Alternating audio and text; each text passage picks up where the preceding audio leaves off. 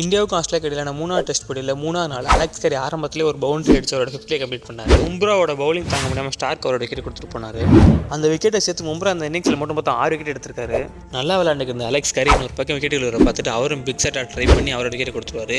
First இன்னிங்ஸோட முடிவில் 440 ஒரு இமாலய இலக்கை இந்திய அணிக்கு ஆஸ்திரேலியா செட் பண்ணியிருப்பாங்க. ஆட்டத்தோட ஆரம்பத்தில் ஜெய்ஸ்வால் ஃபர்ஸ்ட் ஒரு பவுண்டரி அடிச்சு ஸ்டார்க்கை வெல்கம் பண்ணார். ஸ்டார்க் அடுத்த பாலே விக்கெட் எடுத்து கோ பேக் மேனு ஜெய்ஸ்வால் சொல்லிட்டாரு.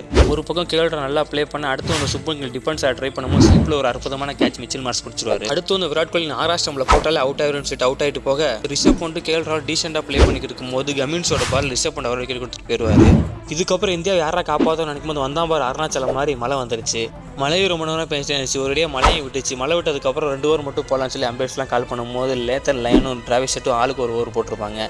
கேஎல் ராகுலும் ரோஹித் சர்மாவும் அதை நிதானமாக ப்ளே பண்ணி விக்கெட் விடாமல் தடுத்துட்டாங்க. லைட்ஸ் ஆனதுனால அம்பேர் வந்து இன்றைக்கி அந்த கிரிக்கெட் ப்ளே முடிஞ்சுன்னு சொல்லிட்டாங்க. 51-4 இந்தியா ஒரு மோசமான நிலையில் இருக்காங்க.